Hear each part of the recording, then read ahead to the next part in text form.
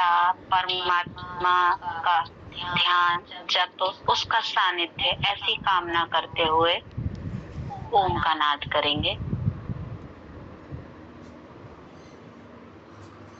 ओम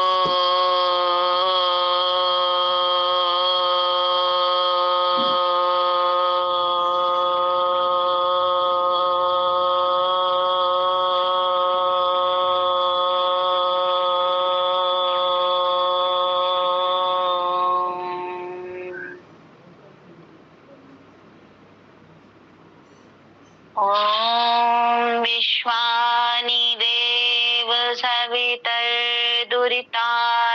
परास्व यद भद्रं तन्नासुव।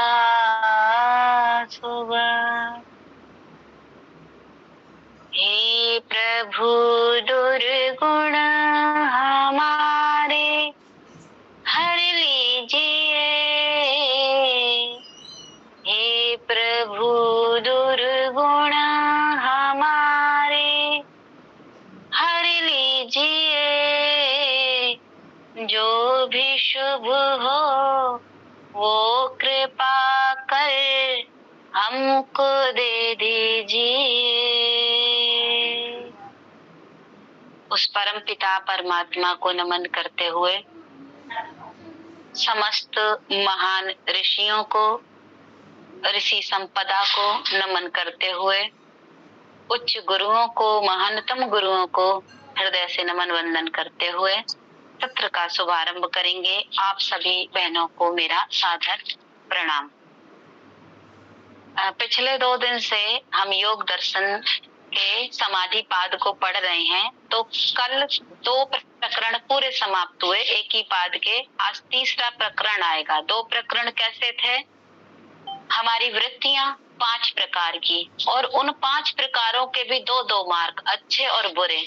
फिर उसके बाद बताया महर्षि जी ने कि ये जो विचार हैं, विचार रूपी तरंगे हैं, नाना प्रकार से ये हमारे व्यवहार बनाती हैं, हर तरीके से हमारे व्यवहार को बदल देती हैं। कभी सुखी हो जाते हैं, दुखी हो जाते हैं।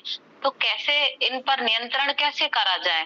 तो रास्ता बताया अभ्यास और वैराग्य के द्वारा। ये रास्ता है अभ्यास और वैराग्य के द्वारा। यदि इन वृत्तियों को, पहले जो गलत विचार थे, गलत आदतें हैं, गलत व्यवहार है, उसको पहले अच्छा करेंगे हम, ठीक है। तमस का है तो रजस पर आएंगे, रजस का है तो सत्व पर आएंगे। ऐसे अभ्यास कर करके, वैराग्य कर करके हम स्थितियों को प्राप्त करते हैं। कौन सी स्थितियां बताई? वो 4 स्थितियां बताई। विलक्षण प्रकार से ज्ञान प्राप्त करने की स्थितियां कौन सी थी? जिसे संप्रज्ञात नाम दिया गया। वितर्क, विचार, आनंद और अस्मिता, ये 4 स्थितियां व्यक्ति के चित्त में आ जाती हैं। उन स्थितियों के बाद बताया अभ्यास वैराग्य के द्वारा वो स्थिति आई, वृत्तियों का नियंत्रण हुआ, चित्त पहले वितर्क में ठहरा, फिर विचार में आया, फिर आनंद में आया, फिर अस्मिता में। ऐसा धीरे धीरे धीरे धीरे आत्मा के नजदीक चीजें आती गईं। और उसके बाद बताया यह स्थितियां कहाँ से भी मिल जाएंगी। और 5 मार्ग बता दिए, श्रद्धा, वीर, स्मृति, समाधि, प्रज्ञा। इन 5 को लेके साथ में चलना है। अभ्यास वैराग्य सबके साथ में ही चलेगा। अभ्यास तो अलग अलग स्तर का अलग अलग अभ्यास है। ऐसे ही जैसे जैसे स्तर ऊपर बढ़ते जाएंगे वहां के वैराग्य भी अलग अलग हैं। ये दोनों शस्त्र कभी नहीं छूटने हैं। ये दोनों चीजें हमें हमेशा साथ लेके चलनी है। फिर उसके बाद बताया कि चित्त फिर भी नहीं लग रहा तो कैसे प्रसन्न करें? तो उन्होंने अलग अलग बता दिया। चित्त प्रसादन वाली बहुत सारी विधियां बताई। ईश्वर प्रणिधान बता दिया कि ऐसे नहीं लग रहा तो चित्त को ऐसे आप एक जगह एकाग्र करो ईश्वर प्रणिधान के द्वारा। ईश्वर का स्वरूप पूरा बता दिया, सब कुछ बता दिया, कितनी सारी विधियां बता दी।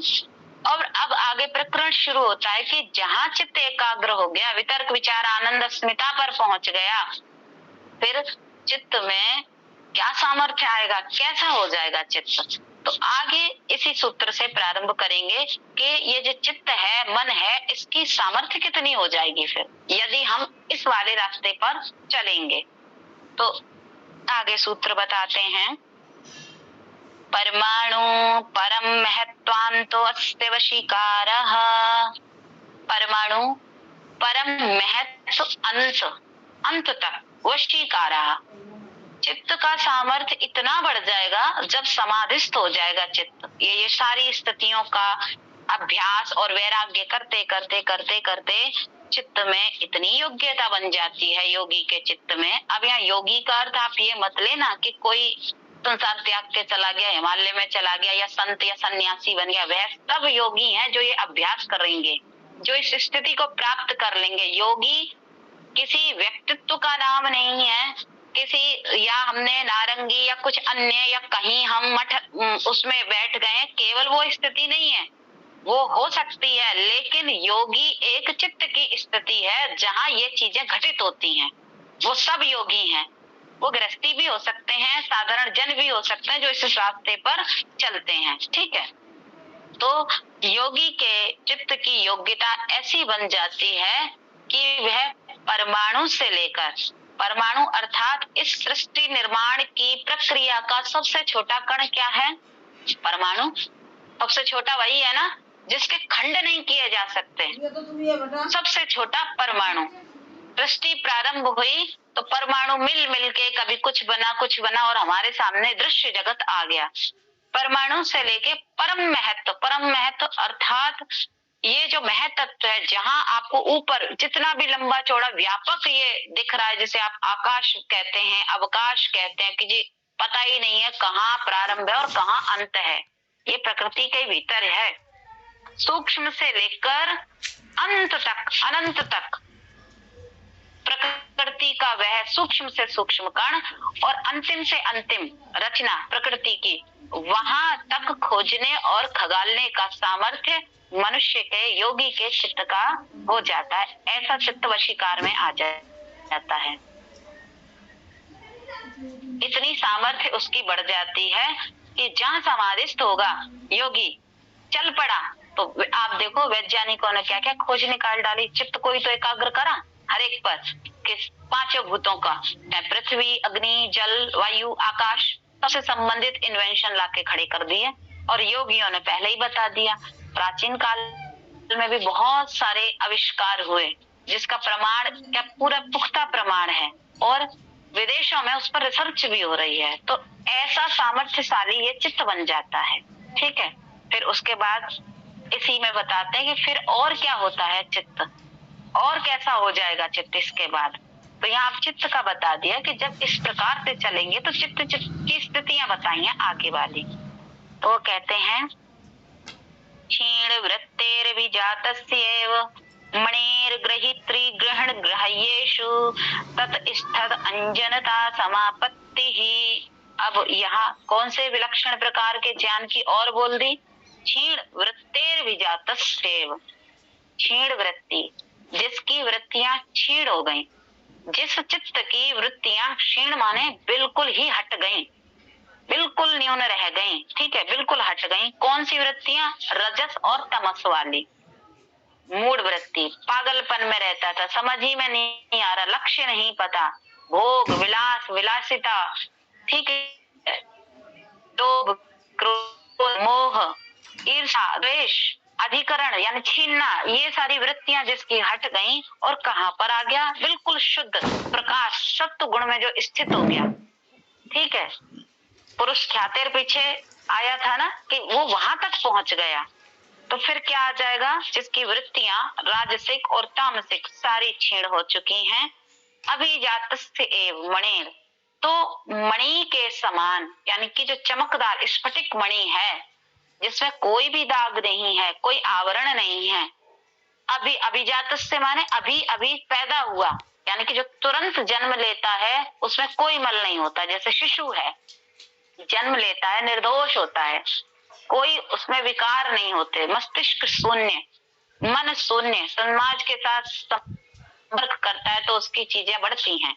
ऐसा ही तुरंत पैदा हुआ जैसा, बिल्कुल जैसे खाली चित्त था प्रारंभ में परमात्मा ने हमें दिया था जैसा, क्योंकि चित्त मन एक ही मिलता है, वो कभी बदला नहीं जाता। शरीर बदल जाएंगे, वो एक ही रहेगा। तो वैसा हो जाता है बिल्कुल खाली। और फिर क्या हो जाता है? ग्रहण ग्राह्येषु तदस्थद अंजनता समापत्ति ही। तो समापत्ति एक प्रकार की विलक्षण और शक्ति उसमें आ गई और उसी आकार वाला प्रतीत होता है। अब ग्रहण यानी ग्रहित्री क्या हो गया? जीवात्मा, जो संपर्क में दृष्टा है। ग्रहण हो गया इंद्रियों से, जो ग्रहण करने वाली है इंद्रियां, और ग्राह्यसु जो बाहर से संसार से ज्ञान आ रहा है। ज्ञान तो वैसे भी आता है सामान्य तरीके से, लेकिन वो कैसा ज्ञान होता है? शुद्ध नहीं होता। अब इसकी शक्ति ऐसी बढ़ गई कि जो जीवात्मा है उसके साथ हो गया ये हमारा चित्त, और जो जैसी वस्तु है वैसे के वैसा, बिल्कुल जैसे कांच के सामने या दर्पण के सामने जैसी वस्तु होगी, स्वच्छ दर्पण के सामने उसका वैसा ही चित्र आ जाएगा, वहां कोई मेल मिलाप नहीं होगा। ऐसे ही ऐसा चित्त हो जाता है, उसके सामने जो जैसा है वो वैसा ही आ जाएगा, पता चल जाता है उसे। इतना स्वच्छ निर्मल चित्त हो जाता है, बिल्कुल खाली संस्कारों से रहित। फिर आगे बताया कि अब क्या क्या घटित होता है इसी चित्त में। तत्र शब्दार्थ ज्ञान विकल्प ही संकीर्णा सवितर्का समापत्ति ही। अब ये बताते हैं कि इतने सामर्थ्य के बाद भी ये कौन सी समापत्ति है? समापत्ति माने समाप्ति, किन किन चीजों की समाप्ति हो गई। अब ऐसा लग रहा होगा कि यहाँ तो सारा ही संभव हो जाएगा जब इतना ज्ञान है ना। सब कुछ संभव नहीं है, अभी तो और भी आगे की चीजें हैं। तत्र जब ये ऊपर इतना कुछ हो जाता है तो उसके बाद फिर क्या स्थिति आ जाती है? शब्द अर्थ ज्ञान विकल्प ही, ये तीन विकल्पों वाली जो बुद्धि है, संकीर्ण माने छोटी होती है, ठीक है। तो इस प्रकार से ये उसको प्राप्त कराने वाली बुद्धि आ जाती है। यानी कि जो पहले सूत्रों में कही गई थी ना समापत्ति, चार स्तर बताए गए थे कि कहां कहां पर आप चित्त लगाएंगे तो ये चीजें आ जाएंगी। अब मान लीजिए कोई शब्द है, शब्द अर्थ और ज्ञान ये तीनों अलग हैं, अभी तक ये मिले जुले हमको लगते हैं। जैसे शेर है, मान लो सिंह है, शब्द है छोटा सा, सिंह शब्द होते ही मस्तिष्क में एक चित्र उभर आया हमारे कि ऐसा होता है। अब मान लीजिए जिसने ना सिंह देखा, केवल शब्द के माध्यम से ही उसे पता है कि हाँ कोई शेर होता है, कोई पशु है, बस इतना पता चला। तो उस सिंह को हम अगर ब्लैक बोर्ड पर लिख देंगे, वो तो छोटा सा है, 2 अक्षरों का है और उसमें मात्रा इत्यादि है, बस इतना ही हमको पता चलेगा, कोई विशेष ज्ञान प्राप्त नहीं होगा। लेकिन जब ये विशेष विलक्षण स्थिति प्राप्त हो जाती है तो उसका शब्द अर्थ क्या है कि सिंह में क्या गुण है, किस प्रकार से वो चलता उठता बैठता और उसके संपर्क पे आने से क्या होगा, ये सारी यानी कि ज्ञान के स्तर तक ये समापत्ति हमें पहुंचा देती है। कोई भी शब्द आया, आपने उसको जाना नहीं, समझा नहीं, देखा नहीं, लेकिन कभी चित्त में उसके संस्कार पहले से थे तो आपका चित्त वहां से उठाकर जीवात्मा फोकस करके आपको बता देगा ये ऐसा ऐसा है, अनुभूति हो जाएगी। शब्द और अर्थ से परे ज्ञान की अनुभूति हो जाएगी, वास्तविक ज्ञान की। यहाँ पर भी ये संकीर्ण है, अर्थात मिली जुली अवस्था वाली ये समापत्ति है। इतना ज्ञान भरा पड़ा है चित्त में, क्योंकि पूर्व के भी संस्कार हैं, पूरा बहुत सामर्थ्यशाली है। जैसे लैपटॉप की चिप है, मेमोरी है, उसमें सब कुछ भरा होता है। जो फाइल आप खोलोगे उससे संबंधित सारा डाटा आ जाता है।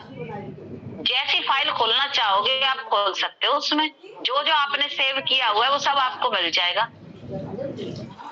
आपके हाथ में होता है उसको चलाना, और जो आवश्यकता होती है वही फाइल खोली जाती है। इस तरीके से इसका फंक्शन है। आगे इसी को बताते कि शब्द अर्थ और ज्ञान विकल्प वाली ये इस प्रकार की चित्त की एक अवस्था बन जाती है, जिसे सवितर्का कहते हैं। सवितर्का, वितर्क सहित। अब वितर्का उसमें बताया था ना, स्थूल भूत वाली है। जो शब्द आया, कुछ अर्थ पता था और ज्ञान अपने आप हो गया, वहां समाधिस्थ हुए, तो वितर्का। अब इसके बाद आ जाता है अगला सूत्र, स्मृति परिशुद्धौ स्वरूप शून्यवार्थ मात्र निर्भाषा निर्वितर्का। स्मृति परिशुद्धौ, अब जो स्मृति नामक वृत्ति थी मिली जुली थी। ऊपर क्या था, तीनों शब्द अर्थ ज्ञान मिले जुले थे, ज्ञान तक पहुंच गए। इस स्तर पर आकर और सूक्ष्म हो गए, यानी विचार वाले स्तर पर आ गए, तो स्मृति परिशुद्ध हो गई। अब यहाँ खोला जा रहा है ये वाला सूत्र पुराना वाला। जब यहाँ पर और आगे स्तर पर आए विचार वाले पर, तो स्मृति परिशुद्ध हो गई, बिल्कुल शुद्ध हो गई कि कहीं भी कोई मिलावट है ही नहीं वहां पर, ऐसी स्मृति हो गई। तो जब ऐसी स्मृति हो जाती है तो क्या हो जाता है, स्वरूप शून्यवार्थ मात्र निर्भाषा। जो स्वरूप था, शब्द था, ज्ञान था, शब्द भी हट गया, ज्ञान भी हट गया कि हाँ ये दिमाग में था। जैसे हम नाम लेते रहते कि वो व्यक्ति ऐसा, और जब वो व्यक्ति सामने आ जाता है तो हम फिर उसको स्मरण नहीं करते ना, उसका बार बार नाम नहीं लेते ना कि तुम ही हो, ये तुम ही हो। फिर तो वस्तु ही, व्यक्ति ही साक्षात आ गया हमारे सामने, फिर हमें नाम लेने की आवश्यकता नहीं होती है। फिर वो वास्तविक व्यक्ति हमारे सामने आ गया, हमने उसको साक्षात देख लिया। तो ये ऐसे ही है, जहां हम चाह रहे थे वहां लग गए, चित्त को लगा दिया और जीवात्मा के सामने वो बिल्कुल स्मृति स्वरूप शून्य, जो शब्द और अर्थ थे बिल्कुल शून्य हो गए, और बिल्कुल जो उसका ज्ञान था, वस्तु का स्वरूप था, वो उद्घाटित हो गया। इसे कहते हैं निर्वितर्का, कोई वितर्क नहीं रहा, यानी स्थूल हट गए, सूक्ष्म वाली चीज जो चाहिए थी वो वैसे के वैसे आ गई हमारे सामने। वो वहां पर उस वस्तु का ज्ञान स्तर पर, सूक्ष्म स्तर पर वस्तु का ज्ञान कर लिया।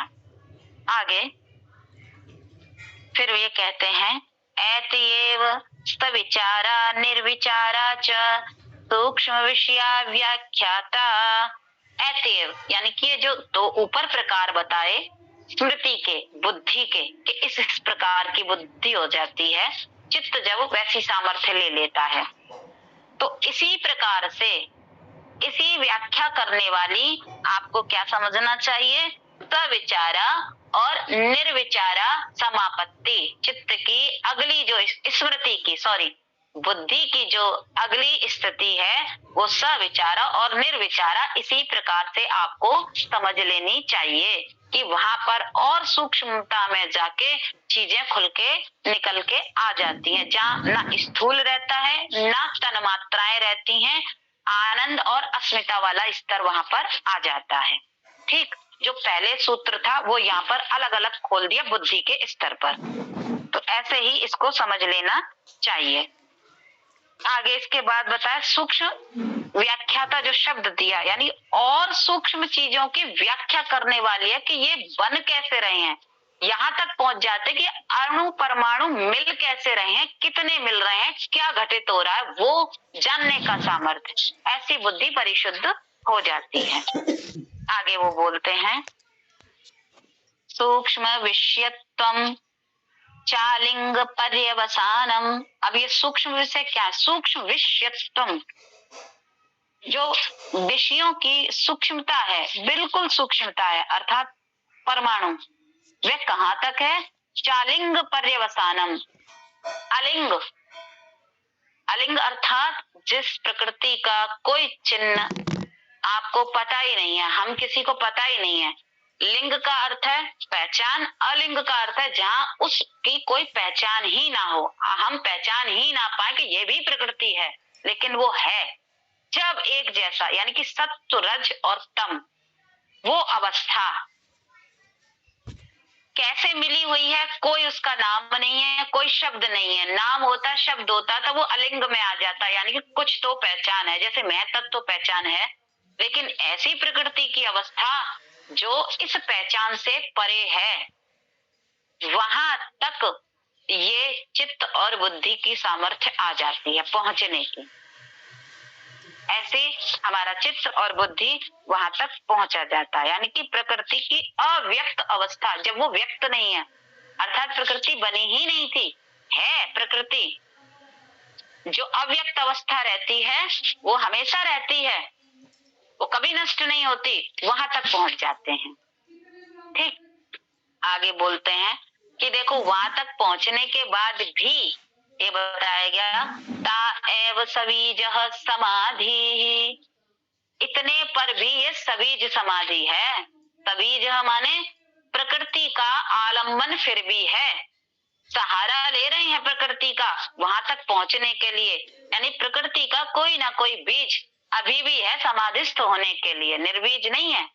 अर्थात परमात्मा वाली स्थिति नहीं आई मिलने वाली, परमात्मा तक पहुंचने की स्थिति नहीं आई, अभी तो प्रकृति का सामर्थ्य नाप लिया उसने, उसमें आ गया, क्योंकि वो स्वयं प्रकृति है। जैसा जैसा ब्रह्मांड में वैसा वैसा पिंड में है, तब भी ये सबीज समाधि है। ठीक है, सबीज, बीज सहित, बीज किसका? प्रकृति का। ठीक, अभी भी वो प्रकृति में है, ऐसा है। अब जब इतना सामर्थ्य आ गया तो फिर वो क्या कहते हैं आगे, निर्विचार वैशारध्य अध्यात्म प्रसाद।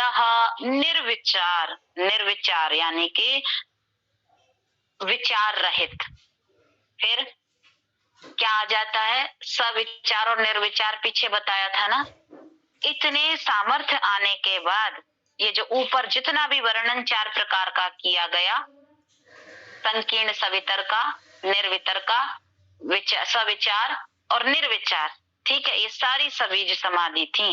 इस स्थिति के बाद जब सत्व गुण की भी, सत्व गुण था वहां तक, यानी कि प्रकृति का बीज था, प्रकृति का एक गुण है ना सत्व गुण था। अब इस स्थिति पर आकर सत्व गुण की परम स्वच्छ अवस्था, यानी इनकी भी बुद्धि की भी और पराकाष्ठा, स्थिर प्रभाव हो जाता है, यानी कि फिर वहां बुद्धि स्थिर हो जाती है। तत्व गुण की जो परम स्वच्छ और ऊपर वाली अवस्था थी, वहां पर स्थिर जब हो जाता है तो उसे कहते हैं वैशारध्य, प्रवीणता हो जाना, फिर उससे नीचे नहीं जा सकता वो, इसे कहते हैं वैशारध्य। फिर उसे इस, जब ये स्थिति मिल जाती है तो इसे कहते हैं अध्यात्म प्रसाद। ठीक है, यानी कि ऐसी अवस्था जो क्लेशों से रहित, सांसारिक व्यक्तियों जो पीड़ित रहते हैं सामान्य छोटी छोटी चीजों से, सारा सामर्थ्य आ गया, उसे पता है कौन सा क्लेश कर्म, कौन सा कर्म क्लेश में परिवर्तित हो जाएगा, तो किस कर्म को कैसे करना है जो कर्म लिप्त ना हो मुझसे। ऐसी निर्विचार वैशारध्य, इतनी स्वच्छ अवस्था वाली, पूरी प्रवीणता वाली उसको बुद्धि मिल जाती है, उसे कहते हैं निर्विचार वैशारध्य अध्यात्म प्रसाद। इसे प्रज्ञा प्रसाद भी कहते हैं, बहुत ऊंची वाली स्थिति इसे बोलते हैं, और इसको ही अगले शब्द में व्यक्त किया गया। ठीक है, घटती नहीं है फिर ये यहाँ पर आके, ये नहीं कि फिर कोई गड़बड़ हो जाए, प्रकृति का कोई अंकुरण फूट जाए और योगी नीचे आ जाए ना, ये प्रवीणता आ गई, पराकाष्ठा आ गई, उसमें सामर्थ्य आ गया, वो फिर नीचे नहीं आता। इसका नाम फिर वहां पर दिया ऋषि जी ने, इसको विशेष नाम दिया, इसको कहते हैं ऋतंभरा तत्र प्रज्ञा। ऋतंभरा, ऋतंभरा तत्र प्रज्ञा, यानी कि जब निर्विचार वैशारध्य, इसकी भी उन्नत अवस्था आ गई, खूब अभ्यास यहाँ भी चल रहा है, वैराग्य भी चल रहा है, वो छोड़ा नहीं है, और उन्नत अवस्था और आगे की अवस्था आ गई, तो फिर क्या हो जाता है, योगी की ऋतंभरा नामक बुद्धि, बुद्धि के प्रकार हैं, ऋतंभरा नामक बुद्धि उत्पन्न हो जाती है।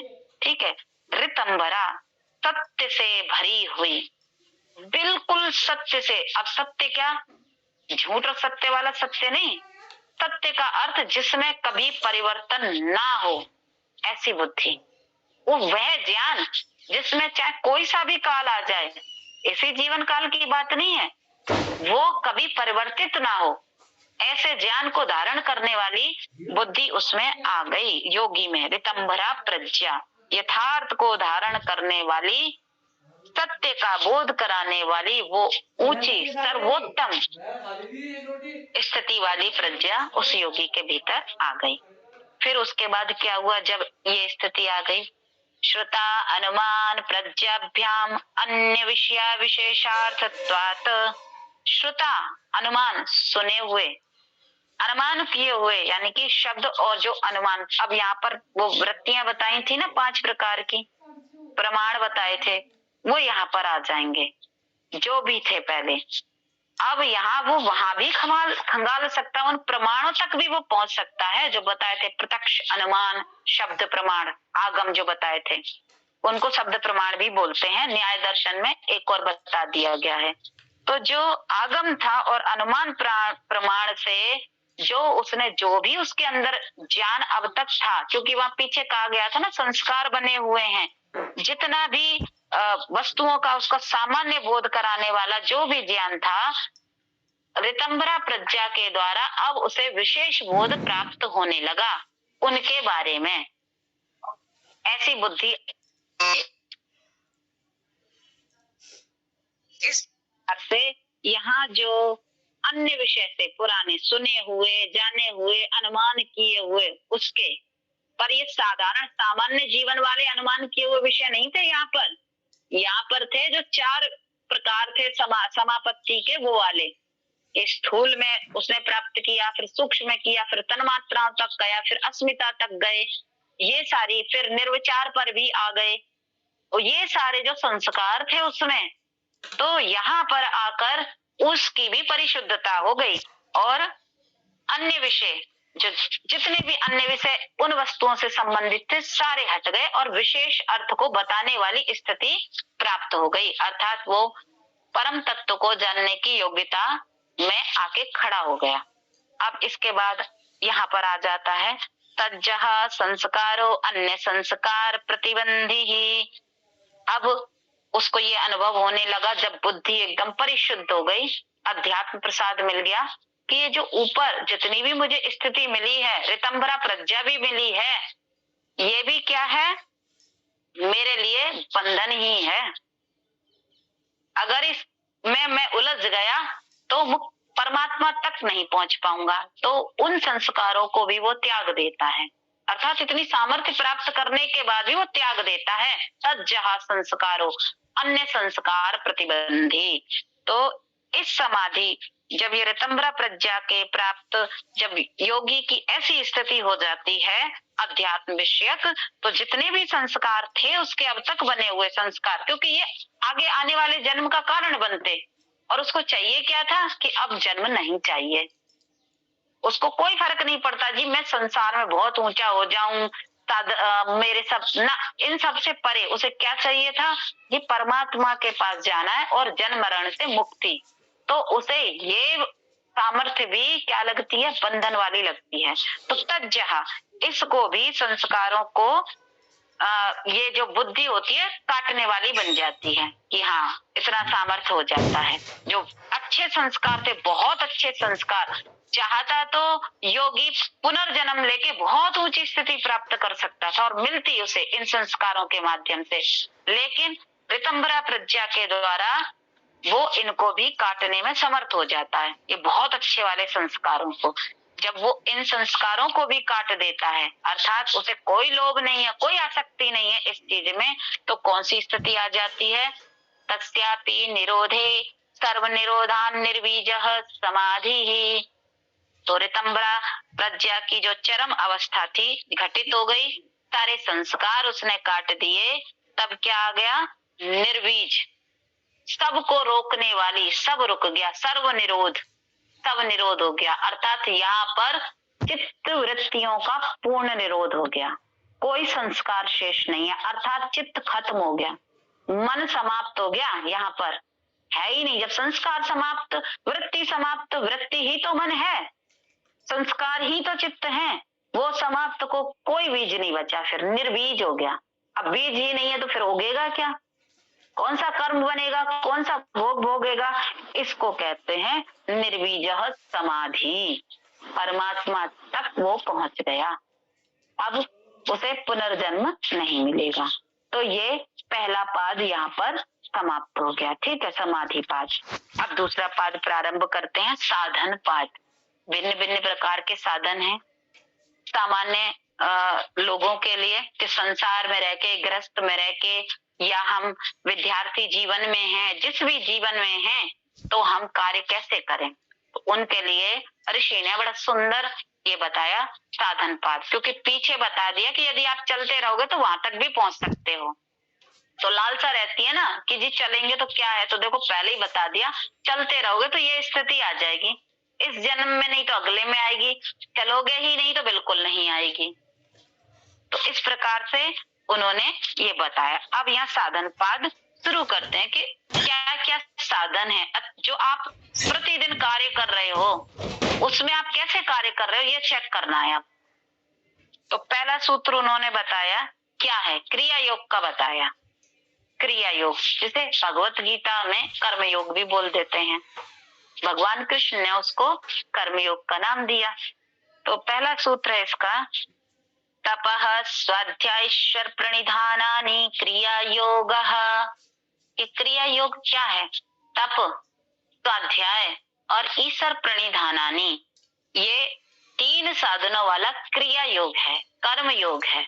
यदि आप वास्तव में कर्म योग कर रहे हैं, कहते हैं ना हम कर्म योग कर रहे हैं, तो क्या ये 3 साधन आप प्रयोग कर रहे हैं? नहीं कर रहे प्रयोग तो आप कर्म योग नहीं कर रहे, आप क्रिया योग कर ही नहीं रहे, क्योंकि इन तीनों के बिना क्रिया योग हो ही नहीं सकता। तप, तपा जिसको सामान्य रूप से हम कह देते हैं संघर्ष, द्वंद्वम सहनम तपः, द्वंद्वों को सहना तप है। अब ये द्वंद्व क्या है, ये आपके देह के स्तर पर होते हैं और मन के स्तर पर, 2 स्तर पर होते हैं। शरीर के द्वंद्व क्या है जी, बार बार आदियां व्याधियां आ जाना, भूख लगना, प्यास लगना, लालच, तरह तरह की इच्छाएं उत्पन्न होना, ये वस्त्र पहनना, वो वस्त्र पहनना, सर्दी गर्मी, अत्यधिक हम उसमें लिप्त रह जाते हैं। मन के द्वंद्व हैं, दुखी हैं, सुखी हैं, किसी ने अपमान कर दिया, माइक म्यूट कर लो, मोनिका नाम से है कोई, मोनिका जी हाँ क्योंकि ये हाँ कर दीजिए। हाँ अब ठीक है। तो ये 2 तरीके के हैं, शरीर के द्वंद्व और मनस्पटल के द्वंद्व, ठीक है। तो इस प्रकार से इन द्वंद्वों को सहन करना तप है, तपश्चर्या है। आप कार्य कर रहे हैं, जो जिस क्षेत्र में लगे हुए हैं वहां बहुत सारे संघर्ष आएंगे, उनको सहन करते जाना और अपने लक्ष्य से ना डिगना, इसको साधारण भाषा में आप ऐसे समझ सकते हैं, ठीक है। तो इन द्वंद्वों को सहना ही तप है। यदि आप नहीं कर रहे सामान्य जीवन में तो आप सफल नहीं हो सकते, आपका योग घटित नहीं हो सकता किसी भी रूप में। फिर आगे बताया स्वाध्याय, स्वाध्याय अर्थात स्व अध्याय, जो बताया कि अपने आप को चेक करते रहना, कहाँ पर हैं, क्या स्थिति है हमारी, कहाँ लिपटे हुए हैं हम, जो मार्ग चुना है उसमें साधन ठीक ठीक प्रयोग कर रहे हैं, या मेरी मन को प्रसन्न रखने वाले जो वास्तव में मन की प्रसन्नता है, चित्त की प्रसन्नता है, आत्मा की प्रसन्नता है, उनको मैं प्राप्त कर पा रहा हूँ, मेरे पास क्या साधन है उनको प्राप्त करने के। तो यह स्वाध्याय का अर्थ हुआ ऐसे मुक्ति प्रदान करने वाले, समस्याओं में हमें सुलझन प्रदान करने वाले शास्त्रों का अध्ययन अध्यापन, जो वहां पर पिछली बार बताया था आगम प्रमाण, जो बिल्कुल प्रमाणित हैं उनके अनुसार चलना, ये स्वाध्याय। फिर आ गया ईश्वर प्रणिधान। ईश्वर प्रणिधान का अर्थ है जहां जहां जो जो हमें कर्तव्य मिले वहां तप करते हुए, स्वाध्याय करते हुए, उस कार्य का भी और स्वयं का भी, वहां सफलता नहीं मिल रही इसका भी अध्ययन करना है, क्यों नहीं मिल रही, कब मिलेगी, और जो भी फिर प्राप्त हो रहा है उसको ईश्वर के अर्पण करते हुए बिल्कुल स्वीकार कर लेना कि 100% हमने पुरुषार्थ किया और बिल्कुल सब ठीक ठाक करा, हे परमात्मा अब तेरी इच्छा, इसे कहते ईश्वर प्रणिधान। उस परम शक्ति के आगे अपने आप को सरेंडर कर देना कि आप देख रहे हो, आप सुन रहे हो, आप जान रहे हो, सारी न्याय व्यवस्था आपके हाथ में है। जब तक ये 3 रूपों से हम अपने आप को नहीं चलाएंगे, मन बुद्धि चित्त को नहीं चलाएंगे, तब तक हमारा क्रिया योग सफल हो नहीं सकता। और ये साधारण लोगों के लिए योग, या ये नहीं कहा कि योगी लोगों के लिए, ये साधारण लोगों की बात है ये, ठीक है। तो इसे कहते हैं क्रिया योग। आगे बोला कि ये इस क्रिया योग से होगा क्या, तो उन्होंने फिर सूत्र दिया, महर्षि जी ने कहा समाधि भावनार्थः क्लेश तनुकरणार्थश्च समाधि भावनार्थ, अर्थात आप समस्याओं को समाधान चाहते हैं तो उसी की भावना के लिए तो करना है। आप साधारण सामान्य संसार में अतिरिक्त जो मेहनत करते हैं, विद्यार्थी जीवन में जी आईएएस बनना है, पीसीएस बनना है, आईआईटी इंजीनियर बनना है या जो कुछ भी बनना है, तो तप, स्वाध्याय और सब कुछ हटा के उसी में झोंक देते हैं ना, क्योंकि उनकी समस्या का समाधान वही है, क्योंकि उनको बनना वही है। तो समाधि भावनार्थ, समाधि की भावना को यदि आप लेकर चल रहे हैं कि समस्या के समाधान तक आपको पहुंचना है, कुछ चीज जाननी है, तथ्य जानने हैं, इसके लिए, और क्लेश तनुकरणार्थश्च, क्लेशों को तनु करने के लिए, तनु माने सूक्ष्म करने के लिए। ठीक है, ये कोई हैंड रेस कर रहे हैं, सरिता जी हैं और एक और हैं, पीछे 10 मिनट मिलेंगे आपको, उसमें कर लीजिएगा। तो इसके लिए हमें क्रिया योग करना है, क्रिया योग नहीं करेंगे तो आप समस्या के समाधान को नहीं प्राप्त कर सकते, आपके क्लेश वैसे के वैसे बने रहेंगे, सीधी बात ये है। फिर आ जाता है ये क्लेश क्या है। अब यहाँ देख लीजिए क्लेश क्या है, जैसे 5 वृत्तियां थी, ऐसे ही 5 क्लेश हैं। कौन कौन से हैं? अविद्या, स्मिता, राग, द्वेषाभिनिवेशः, पंच क्लेशाः। अविद्या, स्मिता, राग, द्वेष, अभिनिवेश, ये 5 प्रकार के क्लेश हैं। क्लेश माने जो हमें क्लेशित करते रहते हैं, परेशान करते रहते हैं। ठीक है, ये 5 प्रकार के हैं, जीवन भर परेशान रहते हैं, जन्म जन्मांतर तक हम परेशान रहते हैं, दुखी रहते हैं। ठीक, अब ये बताया यहाँ पर, इनमें से ये जो अविद्या है उसके लिए बताया, अविद्या क्षेत्रमुत्तरेषां प्रसुप्त तनु विच्छिन्नो धाराणाम। ये जो अविद्या रूपी क्लेश है, ठीक है, जब तक ये है मनुष्य में, जीवात्मा में, तब तक ये अन्य 4 क्लेश बने ही रहेंगे, ये जाएंगे नहीं। तो मुख्य क्या होगा, ये क्षेत्र है यानी खेत है, ये ऐसी भूमि है जिस पर ये चारों क्लेश उगते हैं और 4 आ ही जाते हैं, उगेंगे ही उगेंगे। इस खेत को, इस भूमि को ही समाप्त करना पड़ेगा। अविद्या समाप्त तो अन्य 4 समाप्त हो जाएंगे। ये जो 5 बताए तो इसमें मुख्य दृढ़ वाला कौन सा है? अविद्या रूपी क्लेश है, ये बताया यहाँ पर। ठीक है, क्षेत्रम उत्तरेशम प्रसुप्त तनु विच्छिन्नो धारणाम। तो ये जो अन्य 4 क्लेश हैं, ये कैसे कैसे अवस्था में पाए जाते हैं? प्रसुप्त यानी कि सोई हुई अवस्था में, तनु विच्छिन्न यानी एक है तो दूसरा नहीं होगा, और उदार बहुत दृढ़, ऐसे कठोर है, ऐसा कठोर स्वभाव हो गया कि बदला ही नहीं जा रहा।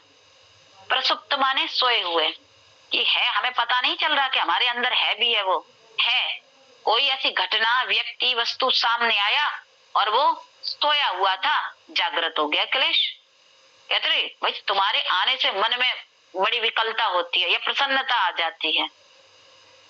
ठीक है, तो ये उत्पन्न हो गया मोह, या कब पुरानी घटना घटित हुई थी, वो व्यक्ति फिर सामने आ गया तो पुरानी घटना फिर याद आ गई, तो उससे फिर से क्या आ गया, दूरी बना ली, कठोर हो गए उससे कि इसने पहले ऐसे कर दिया था। तो ये क्लेश ऐसे हैं, प्रसुप्त रहते हैं।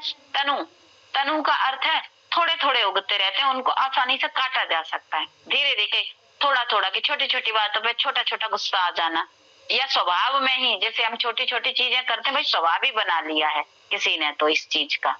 ठीक, तो इसे कहते हैं विच्छिन्न यानी कि छिन्न भिन्न। अगर आप किसी से राग में हैं तो उसमें द्वेष नहीं देख पाते, किसी से आपकी दोस्ती इतनी घनिष्ठ है कि उसके आपको अवगुण भी नहीं दिखते हैं, और शत्रुता अधिक है तो उसके गुण नहीं दिखेंगे। ये ऐसे हैं विच्छिन्न। उदार ऐसे दृढ़ हैं कि बहुत प्रयास कर रहे हैं, छूटने से भी लत नहीं छूट रही, इसे कहते हैं उदार। यहाँ पर उदार का अर्थ है दृढ़, जिन्हें कठोर संस्कार कहते हैं, और ये कठोर संस्कार ही ना जाने कितने कितने कोपले करते रहते हैं, और यही अविद्या का रूप धारण कर लेते हैं, जाते ही नहीं है। तो इस प्रकार से ये क्लेश हैं। अब इसमें बताया ये अविद्या क्या है, अविद्या का स्वरूप बताया। वो कहते हैं अनित्या शुचि दुखानात्मसु नित्य शुचि सुखात्म ख्यातिर विद्या। अनित्या शुचि अनित्य, जो अनित्य हैं, अनित्य यानी जो नष्ट ही होने वाले हैं, अशुचि यानी अशुद्ध हैं, अपवित्र हैं, वैसे, और जो दुख रूप हैं और जो जड़ हैं, उनको कैसा समझ लेना? ठीक उल्टा समझ लेना। कैसा समझ लेना? जो अनित्य है उन्हें नित्य समझ लेना। जैसे ये देह अनित्य है, धन हमारा अनित्य है, हमारे संबंध अनित्य हैं, लेकिन इनको नित्य समझ लेना कि इनके बिना तो कुछ है ही नहीं। जैसे हर समय साथ रहेंगे, हर समय साथ चलेंगे। जो अपवित्र हैं यानी कि असुचि हैं, उन्हें शुचि, बहुत पवित्र समझ लेना चीजों को। ऐसे ही जो दुख है उसको सुख समझ लेना, यानी जितने हम भोग भोग रहे हैं, अत्यधिक भोग भोगते हैं, सब दुख हैं, दुख का कारण है। लेकिन हम सुखी सुखी सुखी और सुखी हो जाएंगे, ये चीज आ जाएगी तो और सुखी हो जाएंगे, और पीछे देखो वो जो जो चीजें सुख के लिए लाई गई आगे जाके दुख का कारण बन गई। संतान उत्पन्न होती है, बड़े सुखी होते हैं और बड़े उसे पालने पोसने में सारा झोंक देते हैं, फिर जब वो बात नहीं मानती तो दुख होने लग जाता है। तो हमने जो जो सुख समझा वो दुख हो गया। तो यही है, जो जड़ हैं उनको चेतन समझ लेना। तो ये है अविद्या, यही अन्य चारों क्लेशों को उत्पन्न करती है। अब दूसरा वाला क्लेश बताया, दृग दर्शन शक्ति और एकात्मतेवा अस्मिता। तो ये अस्मिता क्या है? अस्मिता है दृक् शक्ति और दर्शन शक्ति, यानी कि दिखाने वाला और देखने वाला। तो देखने वाला तो दृष्टा है, आत्मा, दृग दर्शन शक्तियों, और दिखाने वाली क्या है? बुद्धि। उन दोनों को एक समझ लेना, आत्मा और बुद्धि को एक समझ लेना, भेद को ना जान पाना। ये जो कौन सा क्लेश है? अस्मिता, यानी मैं हूँ बुद्धि और स्वयं को जीवात्मा अलग अलग जब नहीं कर पाता तो ये अस्मिता रूपी क्लेश है। बुद्धि तो उपकरण है, जड़ है बुद्धि, प्रकृति का सबसे अच्छा वाला उपकरण है, ठीक है ना। इसलिए जो इसको एक समझ लेते हैं, अलग नहीं समझ लेते, ये अस्मिता रूपी क्लेश है। ये भी दुख, ये भी कारण है हमारा। आगे सुखानुशयी राग। ये राग क्या है? जहां जहां हम सुख की अनुभूति करते हैं, किसी व्यक्ति से, वस्तु से, घटना से, संबंध से, जिससे हमें सुख मिलता है वहां वहां राग हो जाता है जी, ठीक है। एक दूसरे के प्रति मरने मारने को तैयार हो जाते हैं। ये देखो, ये बहुत सारे उदाहरण हैं इसके। मोह में अंधे हो जाते हैं, सत्य सत्य का भान नहीं रहता, कुछ भी भान नहीं रहता। ये राग है, सारे राग रूपी क्लेश हैं। जहां जहां सुख की अनुभूति होती है कि जी सुख मिलेगा या इसके साथ रहेंगे तो सुख मिलेगा, वो सब क्या है? राग। और ये ऐसा है कि जो वास्तविक चीजें हैं उनके पास नहीं जाने देता हमें। अभी तो हमें लगता है ये सब तो सुख ही सुख है, कितना तो सुख है इस संसार में। क्यों कहते हैं संसार, क्यों छोड़ा जाए संसार, कितना तो बढ़िया है। जिनके पास बहुत सामर्थ्य है उनसे पूछो कि कमी क्या है संसार में, सब कुछ बढ़िया तो ही है। और जब उनके साथ कोई विरोधी घटना घटित होती है तो इस संसार में ही उन्हें सारे बुरे लगने लग जाते हैं फिर, ठीक। इसके आगे बताया, दुखानुशयी द्वेषः, दुख का अनुसरण करने वाला, यानी कि जिस जिस वस्तु, व्यक्ति, घटना, संस्कार, स्वभाव से हमें दुख लगता है उससे हम द्वेष करते हैं, ऐसा ये क्लेश है, ठीक है, हटा देता है। जैसे कोई कहेगा कि जी मृत्यु, हाँ आज ही आ जाए, ये मर जाए या इसको ऐसे हानि हो जाए, मृत्यु कितना दुख लगता है मृत्यु होने पर। लेकिन मृत्यु नहीं होगी तो जन्म कैसे होगा, मुक्ति कैसे होगी इस शरीर से? सारे जीते रहे तो ये नरक हो जाएगा। वैसे ही नरक है, जीने की लालसा इतनी होती है, और भी चीजें कि जी हटे ही ना बिल्कुल भी, ऐसे जकड़े हुए हमें, तो ये दुख लगता है फिर, यानी कि द्वेष हो जाता है इस प्रकार से। आगे है अगला, स्वरसवाही विदुषोपि तथा ऋणोभिनिवेशः। स्वरसवाही, एक समान जो बहती रहती है, स्वरसवाही, एक समान सबके चित्त में जो रहती है, ऐसा विदुषोपि, यानी कि जो विद्वान लोग हैं, लेकिन यहाँ वो वाले विद्वान नहीं कहे जो यहाँ समाधिस्थ वाले, जो अपने आप को विद्वान मानते हैं। ठीक है, केवल किताब कॉपी वाले विद्वान, वास्तविकता वाले नहीं, जिनको यथार्थ ज्ञान हो गया, जो ऋतंभरा प्रज्ञा तक पहुंच गए, एक स्थिति तक पहुंच गए, वो विद्वान नहीं, जिनको आप विद्वान मानते हैं, जी बहुत विद्वान है ये तो। ठीक है, ऐसे विद्वान, उनके भीतर भी ये जो अभिनिवेश वाला क्लेश है भरा रहता है। अभी अभिनिवेश क्या है? अभिनिवेश है भय, किसी भी प्रकार का भय, चाहे वो मृत्यु का भय हो, किसी चीज को छोड़ने का भय हो, छोड़ ही नहीं पाते हम, छोड़ते ही हृदय में कंपन सा होने लगता है, ये छूट जाएगा। धन चोरी हो गई, सब कुछ लुट गया, भय के अब क्या करेंगे? कुछ भी छूटने का भय, यानी भय है बस, ये जो भय, ये है अभिनिवेश। मृत्यु का भय तो ऐसा है जिसने मृत्यु कभी देखी भी नहीं ना, मृत्यु का नाम सुनते ही उसे भय लगता है, क्योंकि पूर्व काल के उस चित्त में संस्कार है उसके कि मर जाएंगे, चले जाएंगे, शरीर छूट जाएगा। तो ये ऐसा भय है जो सबके भीतर जैसा ही है। कुछ भी छूटने का तड़प, कष्ट, दर्द, दुख, इसको कहते हैं अभिनिवेश।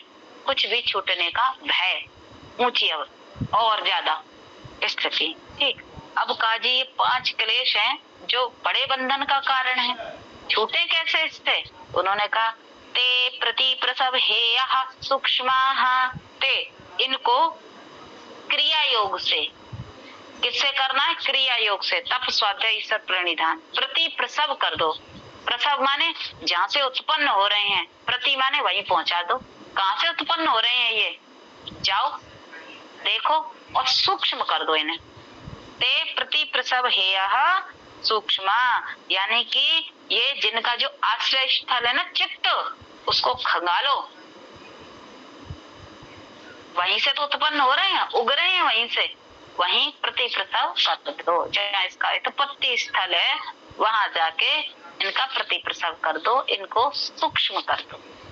आगे बोला ध्यान हेयास तद्वृत्त्याः।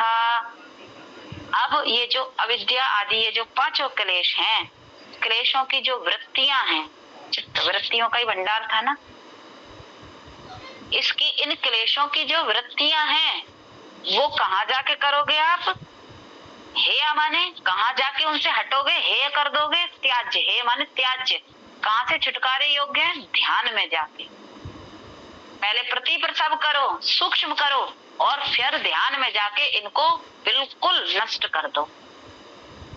जिन वृत्तियों से ये क्लेश उठ रहे थे, ध्यान में जाके वहां पर इनको अलग अलग करके नष्ट कर दो। ये कौन कौन सा कहाँ से उठ रहा है, एक एक कर छाटो और नष्ट कर दो। ठीक, अब बोला कि अगर आप नष्ट नहीं करेंगे तो फिर क्या है? इन क्लेशों का मूल क्या है, जड़ क्या है? तो कहा क्लेश मूलः कर्माशयो दृष्टा दृष्ट जन्म वेदनीयाः। क्लेश मूल, इन क्लेश का जो मूल है वो क्या है? जो कर्माशय चित्त में जो भरे पड़े हैं, वो फिर क्या बनेगा? क्या है? दृष्ट, जो अभी आपका दिख रहा है जन्म, आपको अपना भी दिख रहा है, अन्यों का भी दिख रहा है, सबका दिख रहा है कि कैसे कैसे कर्म हो रहे हैं, किस अलग अलग फल मिल रहे हैं सभी को। ये कारण क्या है? तो इस जन्म में और अदृष्ट माने भावी जन्मों में, आने वाले जन्मों में क्या है? वेदनीय, भोगने ही होंगे, आप छुटकारा नहीं पा सकते जब तक इनसे निपटारा नहीं करोगे। ये जो कर्माशय में जो भर चुके हैं ना क्लेश, इनका मूल वो जो जब तक आपका चित्त वृत्तियों से खाली नहीं होगा, संस्कार हटेंगे नहीं, तब तक आप इस जन्म में और आगे आने वाले जन्म में इनका भोग करते रहोगे और ऐसे वेदना प्राप्त करते रहोगे। ठीक है, आगे बोला ये कैसे कैसे परिपक्व होते हैं? तो कहा सती मूले तद्विपाको जात्यायुर्भोगः। सती मूले यानी कि जो मूल है, जो जड़ है, वो तद्विपाके, जब पक जाता है वृक्ष, फल पक जाता है, उन कर्मों का फल जब पकता है तो वो किस किस रूप में मिलता है जीवात्मा को? तो कहा जाति, आयु और भोग, ये 3 रूपों में मिलता है। जाति का अर्थ मनुष्य, पशु पक्षी, इन जातियों से है। ये जाति नहीं है जो हमने समाज में बना रखी है, ऊंचा नीचा ये वो, ये नहीं। मनुष्य और पशु जितनी भी योनियां हैं। आयु, आयु का अर्थ वो आयु जो आपने अपने चिंतन पर खर्च करी, ये आयु नहीं जो बस चली जा रही है। वो मुख्य आयु जो आपने स्वतंत्र बचा ली। ठीक है, 2 रूप में ले सकते हैं इसको कि कितना जीवित रहेंगे आप। भोग, भोग के दृष्टिकोण से आयु, अगर आपने भोगों को तरीके से भोगा तो आपकी आयु बढ़ भी सकती है। तरीके जैसे प्राणायाम से हम आयु को बढ़ा लेते हैं, कहते हैं कि श्वासों में मिलती है, सालों में आयु नहीं मिलती, क्योंकि ये जो समय है ना, सालों का गिनती, ये तो व्यवहार का है। वहां समय ऐसा नहीं है, काल का तो वहां कोई छेदन है ही नहीं। तो इस प्रकार से ये 3 ही रूप में मिलता है। भोग मिलेगा कि बुद्धि कैसी मिली है, माता पिता कैसे मिले, परिवार कैसा मिला, परिवेश कैसा मिला, सामर्थ्य कैसे मिली, देह अपना व्यक्तिगत चीज क्या मिली, और समाज में जिसके माध्यम से आए वो समाज का प्रवेश कैसा मिला, ये भोग हो जाते हैं। तो इस प्रकार से ये मिलता है हमें। आगे बोला, अब ये क्या करते हैं जब हमें जाति आयु भोग मिलते हैं तो ते आह्लाद परिताप फलाहा पुण्य पुण्य हेतुत्वात्, ये जो जाति है, आयु है और भोग है, ये क्या करते हैं? शुभ और अशुभ कर्मों को उत्पन्न करने वाले होते हैं। अब हमको मिल गई, अब हम या तो शुभ करेंगे या अशुभ करेंगे। घूम के आ गए ना वृत्ति क्लिष्ट और अक्लिष्ट। या तो हम शुभ कर्म करेंगे या अशुभ कर्म करेंगे, यही कारण है इसका। इस प्रकार से फिर लग जाते हैं हम।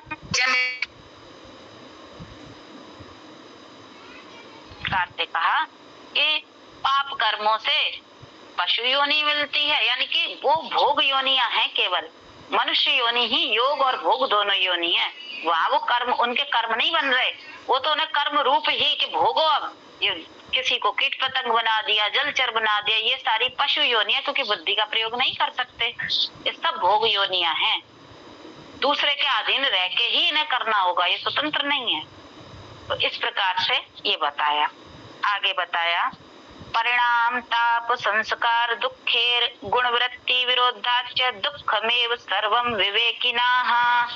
परिणाम, ताप और संस्कार दुख, ये 3 प्रकार की कैटेगरी बता दी कि ये तो दुख ही दुख है। क्यों दुख है?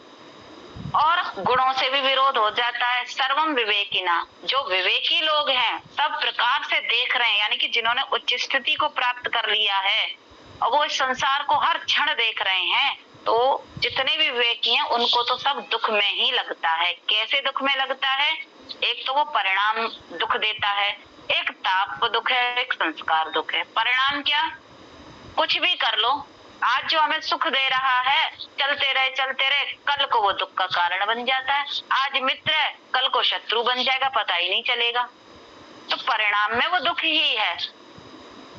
हमारी बहुत अच्छी संतान है, हमारे बहुत अच्छे माता पिता हैं, लेकिन वियोग तो होना ही है, मृत्यु उनकी होनी है, बच्चे हमसे दूर जाने ही है, उनको कोई कष्ट देता है तो हमें दुख होता है। परिणामतः दुख ही है।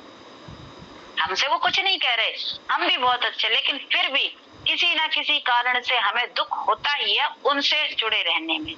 दूसरा हो गया ताप दुख, जब हम अपने सुख सुविधाओं को जुटाने के लिए कार्य कर रहे होते हैं, ठीक है, तो उन सुख सुविधाओं का भोग सुख उतना नहीं होता जितना उनको संग्रह करने में हम तपस्या कर रहे होते हैं, वहां दुख हो। कोई आप देखो इतना करते नहीं है, अधिकारी वर्ग है, अन्य वर्ग हैं जी, रिश्वत लेते हैं छोटे छोटे, हाँ जी ये पैसे दो, ये पैसे दो, और उसका वो भोग नहीं भोगते, क्लेश में और चले जाते हैं। जुटाने के लिए बच्चों के लिए करके रख जाएंगे, इससे अच्छे साधन ले लेंगे, तो उनको करते हुए भी उनका जो ताप दुख चल रहा होता है, इसलिए भी ये दुख में। और संस्कार, सुख सुविधा का भोग भोगते भोगते ऐसा संस्कार पड़ गया कि उसके बिना अब रहने की आदत नहीं आ रही। सोच सोच के। वृद्धावस्था में आते ही लोग तो ऐसे डर जाते हैं कि हम वृद्ध हो जाएंगे, हमारी देह ऐसी हो जाएगी, चेहरे की चमक चली जाएगी, हम सुंदर नहीं लगेंगे, उनको यही भय रहता है। बहुत से हैं ऐसे। मेंट आप देख लो, तो यहाँ पर जो आपके चलचित्र इत्यादि में क्या क्या नहीं कराते इस चीज के लिए। ऐसे संस्कार बन गए, उस तरीके के छोड़ना ही नहीं चाहते। संस्कार में वृत्ति बनी है, रोगी हो गए लेकिन भोजन चाहिए ही चाहिए, चाहे इंसुलिन के इंजेक्शन लग रहे हैं, डायलिसिस हो रहा है, लेकिन नहीं छोड़ पा रहे जीभ का स्वाद। बच्चे इतने दुष्ट हैं, गाली गलौज कर रहे हैं, अत्यधिक प्रताड़ना कर रहे हैं, फिर भी बच्चों को नहीं छोड़ पा रहे। संपत्ति उन्हीं को देके जाएंगे, समाज में परोपकार के कार्यों को नहीं देके जा पा रहे। ये है संस्कार। तो ये विवेकी लोग देख रहे हैं कि ये देखो दुख ही दुख है, फिर भी ऐसे कर रहे हैं, वो दूर से देख रहे हैं दृष्टाभाव से। तो विवेकियों के लिए सब कुछ दुख है, इसलिए वो उतना ही करते हैं जितना उनके लिए आवश्यक है, बाकी समाज कल्याण के लिए, परमात्मा की सृष्टि में करते हैं वो। ठीक, आगे कहा हेयम दुखम नागतम। हेयम, हेयम माने त्याज्य है, दुख अनागतम, इन सब को देखते हुए फिर भी वो देखो सचेत कर रहे हैं, आने वाला दुख आप टाल सकते हो, त्याग कर सकते हो कि आगे दुख ना हो। अब इसका भी तो अभ्यास करना पड़ेगा। संस्कार ऐसे कलेश में है, नहीं छोड़ पाते, लेकिन हाथ में है, आगे आने वाले दुख आप त्याग कर सकते हो, ये हमारे हाथ में है। ये महर्षि जी ने सूत्र लिखा है, कहा कि ये क्या जानना चाहिए अब आपको जब दुख हमारे हटेंगे। अब यहाँ पर उन्होंने प्रकृति की कुछ चीज बताई। क्या बताया? दृष्ट दृश्यो हो संयोगो हेय हेतु। हेय हेतु, संयोग माने मिलना, ठीक है। हेय माने दुख, हेतु माने कारण। ये दुख का कारण क्या है वास्तव में, क्यों मिलता है ये दुख? यानी सुख भी मिल रहा है तो भी दुख ही है, तो क्या कारण है? तो उन्होंने कहा दृष्ट दृश्य, यानी इस दृष्टा का और दृश्य का, संसार का संयोग होना ही दुख का कारण है, दुख का हेतु है। इसके कर्म फल व्यवस्था के लिए ही परमात्मा ने ये प्रकृति बनाई, इसलिए ये ही इस संयोग होना, बार बार जन्म लेना, मृत्यु होना, यही संयोग है, यही दुख का कारण है। तो फिर आगे वो कहते हैं कि ये जो अब दृश्य का रूप बताया, दृश्य माने प्रकृति जो हम देख रहे हैं, उन्होंने कहा प्रकाश क्रिया स्थितिशीलम भूतेन्द्रियात्मक भोगापवर्गार्थम दृश्यम। प्रकाश क्रिया स्थितिशीलम, ये जो दृश्य है यानी प्रकृति है, ये कैसी है, कैसे शील वाली है, कैसे स्वभाव वाली है? प्रकाश स्वभाव है इसका, क्रिया स्वभाव है इसका, और स्थिति स्थिरता। प्रकाश का अर्थ अर्थात नॉलेज, जाननी है, ठीक है, एनर्जी, ये सब प्रकाश में आ जाएगा, जिसको हम सत्व गुण कह सकते हैं। क्रिया मोशन, गति, परिवर्तन जितना भी है, हर क्षण परिवर्तनशील है संसार, हम सब ने बदल रहे हैं हर क्षण हर पल। स्थितिशीलम स्थिरता, इस गति में ही स्थिरता है और कुछ नहीं है। तो यहाँ सत्व रज और तम ये तीन यहाँ पर आ गए, ठीक है।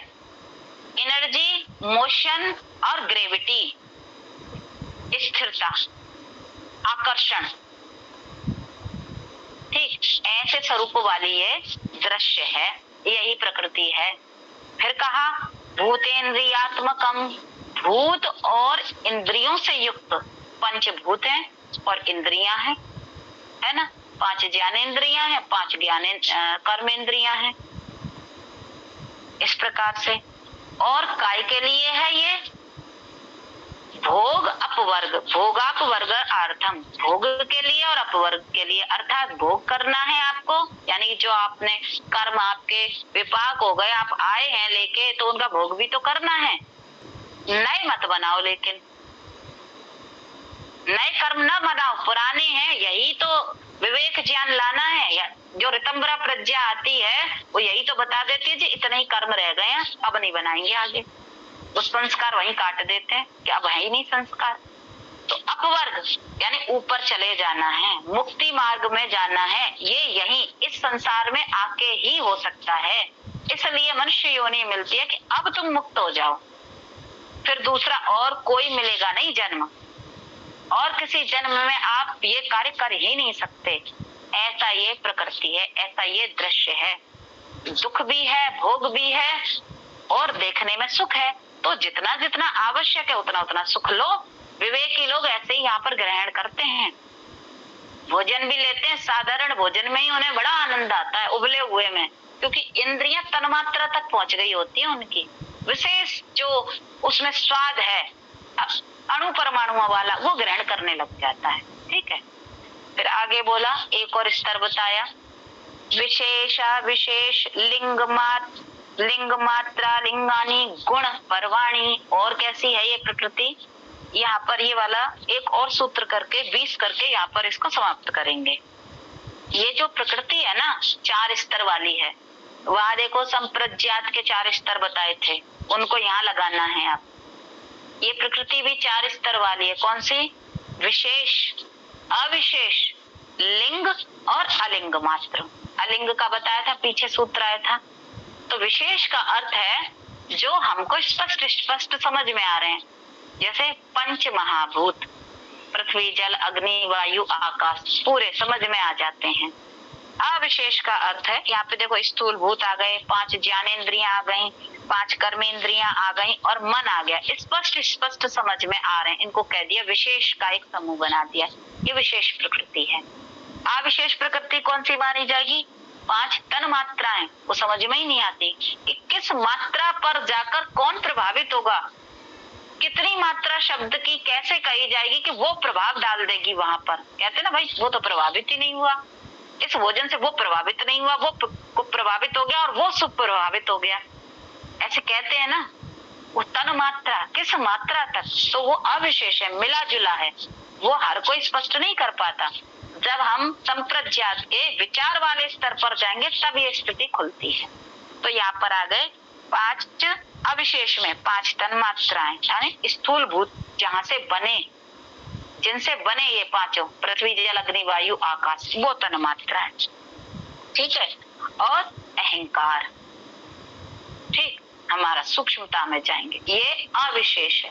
फिर लिंग मात्र क्या आ गया, जो केवल पहचान मात्र है और कुछ नहीं पता, तो लिंग मात्र इसको आ गया महतत्व, जिसमें से हम उसको बुद्धि से जुड़ गया वो।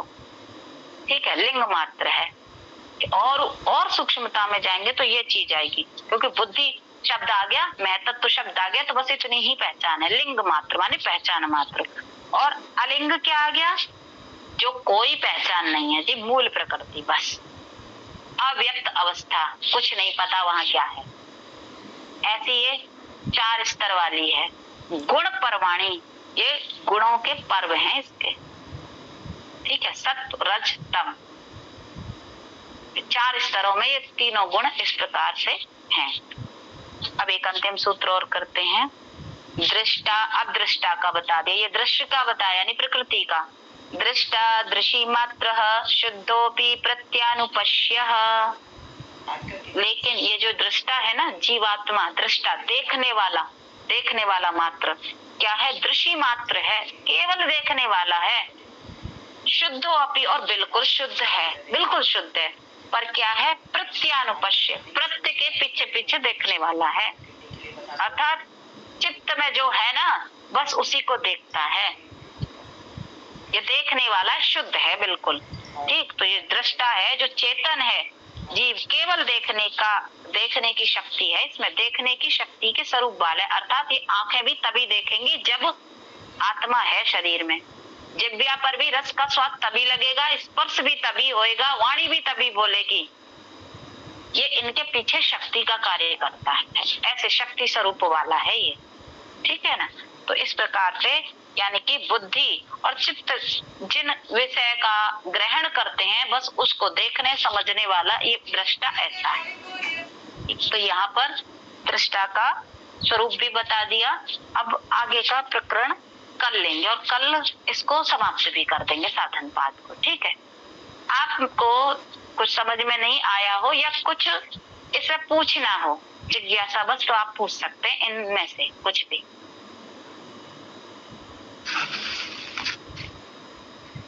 दीदी तन मात्रा को स्पष्ट कीजिए, तन मात्रा में क्या क्या आया? देखो तन मात्रा तो जहाँ से ये भूत उत्पन्न हुए ना, पंचभूत ऐसे ही नहीं आ गए, पृथ्वी जल अग्नि वायु आकाश, ये भी तो उत्पन्न हुए। ऐसे अणु परमाणु जहाँ से इनकी उत्पत्ति, उनको कह दिया गया तन मात्रा। यानी कि अग्नि जहाँ से उत्पन्न हुई, उस अग्नि को उत्पन्न करने वाले वो परमाणु, वो प्रभावित करने वाले। अब जैसे हमको किसी को अग्नि जल्दी प्रभावित कर लेती है, किसी को कम, तो किस मात्रा में जाकर कोई व्यक्ति प्रभाव छोड़ पाता है या प्रभावित होता है इन चीजों से, कहाँ कहाँ पर जाकर, वो तन मात्र। ये मात्रा मतलब स्पर्श मात्र कहते हैं, मात्र बस मात्र है, अणु परमाणुओं वाली चीजें हैं, ये बहुत सूक्ष्म चीजें। तो जैसे ये जो है ना शब्द स्पर्श रस गंध, ये भी तन मात्रा में जाएंगे? हाँ, ये तन मात्रा ही तो है। अब शब्द किसका है? आकाश का शब्द तन मात्रा, ठीक है, वहां से कनेक्ट है। रूप किसका है? अग्नि का, रूप तन मात्र। गंध किसका है? पृथ्वी का, पृथ्वी का है। रस किसका है? जल का। इस प्रकार से है। स्पर्श किसका है? वायु का, वायु का। हाँ, अब वायु तन, जहाँ जहाँ स्पर्श की अनुभूति है वहाँ वहाँ वायु होगी। जहाँ जहाँ स्पर्श है, जहाँ जहाँ वायु है वहाँ स्पर्श होना ही होना है। अन्य सूक्ष्म रूप में होते हैं, ठीक है, यानी कि जो जल है, जो रस है, आपको जब स्वाद भी आ रहा है ना, वो उस तन मात्रा की वजह से आ रहा है। अलग अलग स्वाद का जो ग्रहण हो रहा है, और उन तन मात्रा के पीछे भी वो स्वाद किससे कनेक्ट है? जीवात्मा से, तब वो स्वाद अंदर तक जा पा रहा है। तो इतनी सूक्ष्म बात है। अब यहाँ पे जी ये तो एक जैसी बात हो गई, लेकिन अलग है फिर भी। इस अलग को अलग करके जो देखने वाला होता है, वही ऋतंभरा प्रज्ञा वाली स्थिति आती है। फिर वही वो 4 स्थितियां बताई थी, विचार, वितर्क, विचार, आनंद, अस्मिता, कि वहां वहां फोकस करेंगे तब ये स्थिति आती जाएगी। ये हम स्वयं ढूंढती, ये इस व्यक्ति ने, अब हम मान लो कोई हमें पहले थोड़ा छोटा सा भी शब्द कह देता था तो हमें बुरा लगता था, लेकिन अब कोई प्रभाव नहीं हो रहा, यानी हम तन मात्राओं के सूक्ष्म स्तर पर पहुंच गए ना। ये तो ऐसे ही है, हमने अधीन कर लिया उनको, वश में कर लिया उस मात्रा तक कि अब प्रभाव नहीं हो रहा। अब कितनी भी स्वाद वाली वस्तु आ जाए तो भी साधारण भोजन हमें ज्यादा स्वाद लगता है, क्योंकि देह के अनुकूल है। तो हमने रस तन मात्रा पर अपना वशीकरण कर लिया, उस मात्रा तक। किस मात्रा तक? कि अगली वस्तु पर हम कंट्रोल नहीं कर पाए, लेकिन इस तक हमने कंट्रोल कर लिया। ये थोड़ी साधना वाली बात है, जब हम स्वयं समझेंगे या लगेंगे ना इस पे, तब ये समझ में आती है। क्योंकि अभी मैं प्रयास पूरा करा है कि आपको समझा पाऊं, लेकिन ये अनुभूति का विषय है, फिर भी खोल के मैंने समझाने का आपको प्रयास करा कि ये तन्मात्राएं ऐसे समझ में आएंगी आपको, आप जब जिएंगे इस चीज को। हाँ जी दीदी, समाधि पाद का कौन सा श्लोक है ये जो दीदी बोल रही थी? नहीं, समाधि का नहीं है, ये साधन पाद का है, तन्मात्रा। साधन पाद का दिया तो नहीं है इसमें श्लोक? विशेष ना श्लोक नहीं है इसमें, दृष्टि का बताया ना, विशेष अविशेष, लिंग और अलिंग। अविशेष आपको दे दिया था, समाधि पाद का दे दिया था मैटर, लेकिन आज नहीं दिया इसमें। अच्छा, इन्होंने नहीं दिया, मैंने कहा ये तो सूत्र तो मैंने पढ़ा है, तो ये भेज देंगे अपने ग्रुप में, तो सूत्र ये लोग पढ़ लेंगे। और पुस्तकें जरूर रखो आप इसके लिए, क्योंकि देखो पुस्तक का नाम क्या, कहाँ मिलेगी पुस्तक ये? देखो नाम तो आप चाहे गीता प्रेस गोरखपुर की ले लो, सूत्र सब में एक आएंगे, व्याख्या वो अलग कर देते हैं। अब आपको जो मैंने या मेरे द्वारा बताया गया है वो व्याख्या मिलेगी ही नहीं। ये पुस्तक का नाम क्या होगा दीदी? आप पतंजलि की भी ले सकते हैं, योग दर्शन, योग दर्शन। ये हाँ, ये फॉर्मूले हैं जो डिकोड करने हैं, प्रयास ये करा है, लेकिन ये पूरी तरीके से डिकोड आप स्वयं करेंगे अपने अपने स्तर पर। इनको ही कहते हैं तन्मात्राएं। आप अपने अपने स्तर पर किसको कहाँ तक पहचान पाए, इस दृश्य को कितना पहचान पाए और स्वयं कितना पहचाने। योग दर्शन बोलकर किताब मिल जाएगी ये? यह हाँ जी, किताबों कि योग दर्शन, यह इन हाँ, किताबों योग, में भी कोई भाग है? ना ये योग दर्शन अपने आप में एक पूरा दर्शन है, तो योग दर्शन बोल दीजिएगा कि योग दर्शन दे दो हमें, ठीक, तो वो दे देंगे। ठीक है, वहाँ पूरे आपको 195 उसमें सूत्र मिल जाएंगे, कुछ व्याख्याएं मिलेंगी, उनको आप पढ़ते रहना। ठीक है, हाँ ठीक है, तो अभी शांति पाठ कर लेते हैं फिर। जी जी।